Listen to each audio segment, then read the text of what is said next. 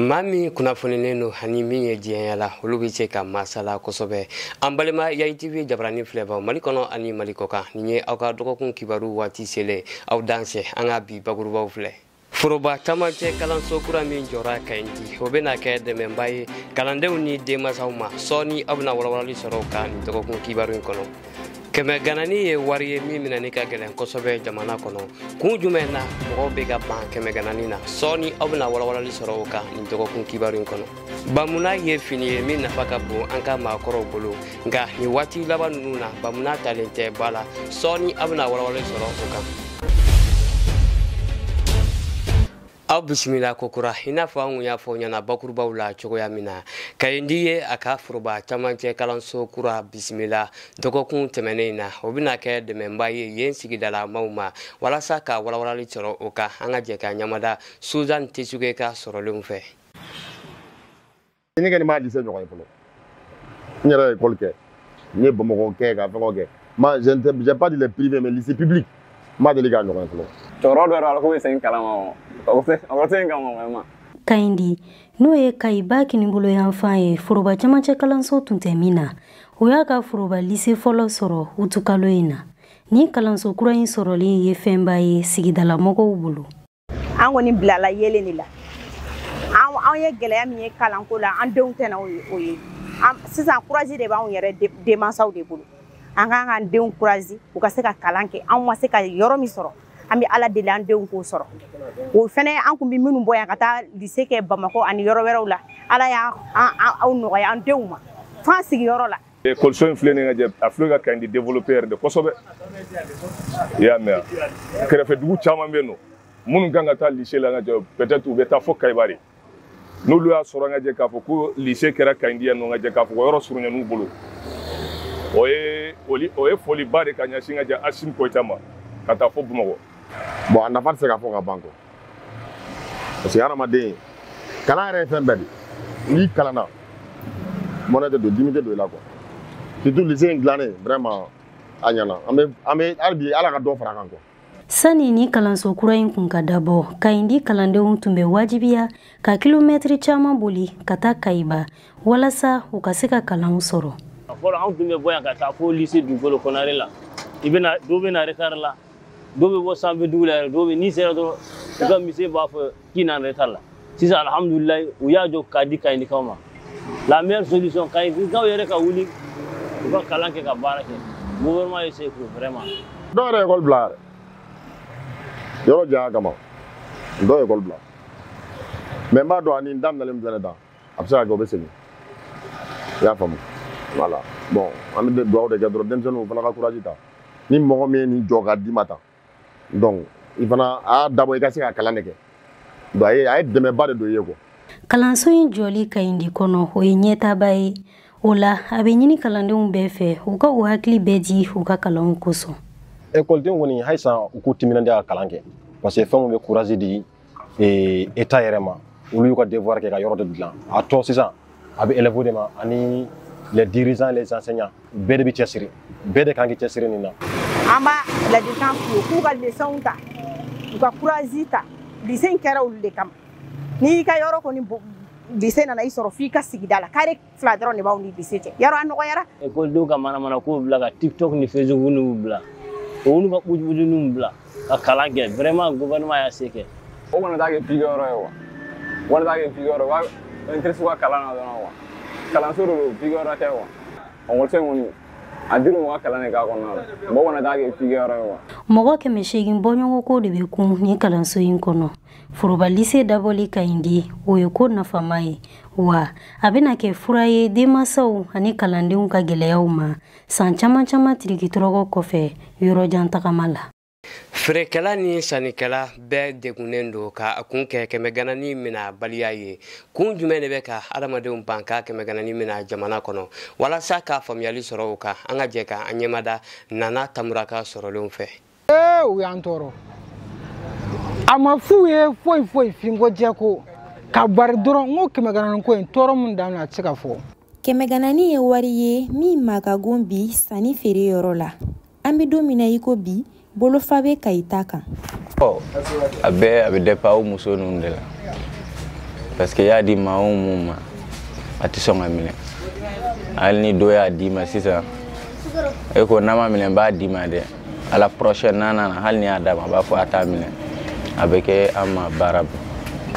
mais ne yɛrɛ ne ye kalo dama dama kɛ ne bɛ 100 ganaw minɛ mais ne b'a minɛ ni condition dɔ de tun bɛ na ni minɛw ye a b'a fɔ ni 100 gana b'i bolo ou bien ni wari kɔrɔlen b'i bolo tant que n'a numéro b'a la hali n'a tigɛlen don ale b'a minɛ ngo olu n'u ye ni minɛ u b'a dun min bon olu bɛ taa n'a ye kɔfɛ de Sénégal fanfɛla in na o yɛrɛ kama ne tun b'a minɛ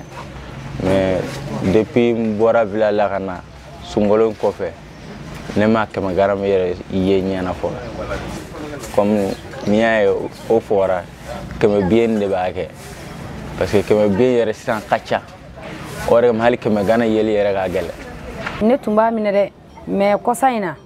a ko kɛra baara ye parce que dɔ nana di ne ma ne y'a minɛ fo 3 après ne taara n bɛ taa sanni kɛ yɔrɔ dɔ de la dɛ non ne ba problème wulila dɛ u ye wari minɛ yɛrɛ dɛ ne taara après parce que ne taara sanni kɛ mun bolo o y'a sɔrɔ bitigitigi yɛrɛ bɔra quoi après u ye ne ɲini de ka na ne sɔrɔ foyi yan a don dɔrɔmɛ 1 tɛ ne kun ko fo ne k'u ka wari d'u ma ko n ka 100 gana ni minɛ ko ne y'a dɔn ko ne ye n tugu de k'a kɛ o dun y'a sɔrɔ ne y'a minɛ dɔ de la ne ba ne fana minɛli dabila mɔgɔ si tɛ k'a minɛ bilen. 100 bɛ minɛ yɔrɔ min a ka kan 100 gananin ka minɛ o yɔrɔ kelen sabula a bɛɛ ye wari kelen de 100 gananin bɛ maa minnu bolo u kamana gannen don a bɔcogo la u bolo. Nin wari ko in kɔni a kamana gan bɛ ne la dɛ u ye 50 tunu ka 40 tunu 100 turu sera 100 ma a laban an tɛna yɛrɛ ɲini n'u y'a bɛɛ tunu o tuma an bɛna jumɛn dun ne kɔni bɛ mun ɲini dɔrɔn u k'an ka wari ko in u k'a ɲɛfɔ an ye quoi parce que moi j'ai rien compris à chaque fois warimisɛnninw fɛnw bɛ daminɛ ni misɛnmanin de dɔw la u bɛ se kumaba ma o ni tila kɛra dun tulu la tulu bɛ se mun ni tulu ma. A kɛlen no problème yɛrɛ bɛ tuma dɔ la a bɛ ne bolo ni ne y'a minɛ mun na ni ɲina n'a ye a dili yɛrɛ c'est un tas de problème u tɛ sɔn a la ni y'a hali nansɔngɔ ni ko k'i b'a di muso fɛn fɛn ma ko nansɔngɔ o tɛ sɔn a la ko 100 gananin k'u t'a minɛ a donse n'a bɔse c'est à dire a yɛrɛ an ma kunni ju sɔrɔ a la alors que ne m'a mɛn mɔgɔ da radio m'a fɔ an ye mairie m'a fɔ an ye foyi k'a tɛ minɛ u kɔni u y'a fɔ an ye dɔrɔn n'i y'a di mun ma dɔrɔn ou bien n'i ko k'i b'a minɛ mun na bitigitigiw kɔni a kɛlen no problème ba yɛrɛ de a ma fɔ mɔgɔ si ye. Maa caman y'a laɲini ɲɛfɔli ka kɛ 100 gananin minɛbaliya kan ka d'a kan a kɛra degunba ye jamana kɔnɔ. Bon an b'a fɔ jamana ɲɛmɔgɔw ye ni nin ɲɔgɔnna initiative bɛ sen na vraiment u k'a lajɛ a bɛ mɔgɔw da nin man ɲi a tɛ minɛ donc u ka sensibilisation kɛ mɔgɔw ye k'a fɔ radio so la n'olu danna télé dɔrɔn ma ORTM ninnu ni fɛn ninnu na mais o t'a dɔ ye o u bɛ don carré kɔnɔna la k'a fɔ dugutigiw ye campagne bɛ kɛ k'a fɔ mɔgɔw ye ka don sugu kɔnɔna yɛrɛ la mɔgɔ dɔw bɛ san kɛ u tɛ fɛn lamɛn donc n'u y'a fɔ sugu kɔnɔmɔgɔw ye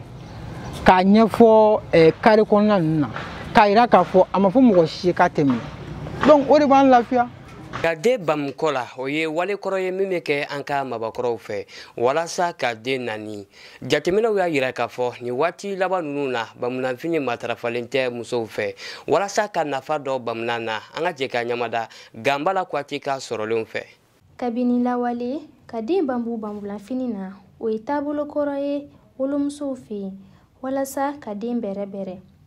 yala nafa jumɛn de bɛ nin tabiya in na an wulila ka don ka ye dugu kɔnɔ ni ka se maaba dɔw ma walasa u ka ɲɛfɔli k'an ye. Ni bi tɛ bamunan ye kasɔngɔ bɛ fini dɔ parata bamunan bɛ k'a ye mais sisan an bɛ pɔpilini kɛ bamunan ye dɔw b'a sɔgɔ k'a kɛ bamunan ye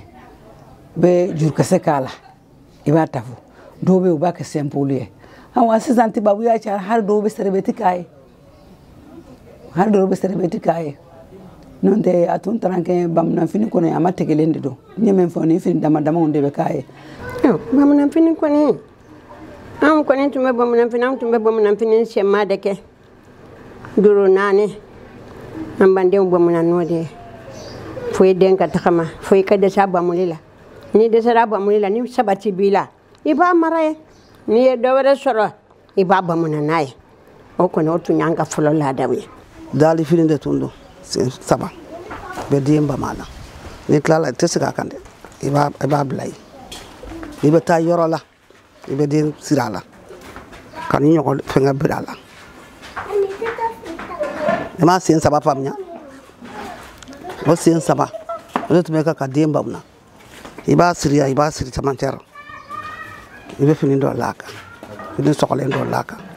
n'i nana i b'a bila yen sigi tɛ k'a kan dɛ i y'a faamu. An bɛ waati min na i ko sisan jateminɛw y'a jira k'a fɔ den ka bamulafini matarafalen tɛ wolomusow fɛ o dun kɔlɔlɔ tan tɛ. A bɛ kɔlɔlɔ lase den ma man kan k'a kɛ i kunna den ka bamulafini tɛ kɛ fosi ye k'a bila i dɔrɔn kɔ i bɛ taa yɔrɔ la i b'a siri i nana i b'a mara yen. Den ka bamulafini a bɛ kɔlɔlɔ lase den ma bari i b'a kɔrɔsi den ka bamulafini i b'a kɔrɔsi da tasuma kana jeni ni tasuma y'a jeni a bɛ den farigan i bɛ n'a ye den farigan denbatigi bɛɛ bɛ bɔ aw bɛ ji sigi aw kun ka yaala dugu kɔnɔ ka dɔnkili da b'an bɔ de buya u bɛ den banni ko i b'i den kɔrɔsi i bɛ den banni i bɛ ji sigi kun n'aw sera dankun na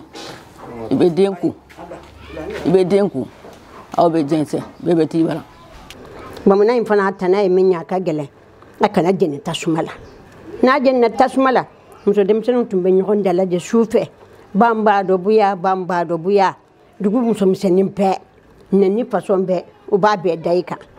a ɲama bɛɛ lakari. Bamananw b'a fɔ ko maakɔrɔ kuma o ye surukubo ye o kama u y'a jira k'a fɔ den ka bamulafini ye fɛnba ye min nafa ka bon a ka ɲɛnɛmaya la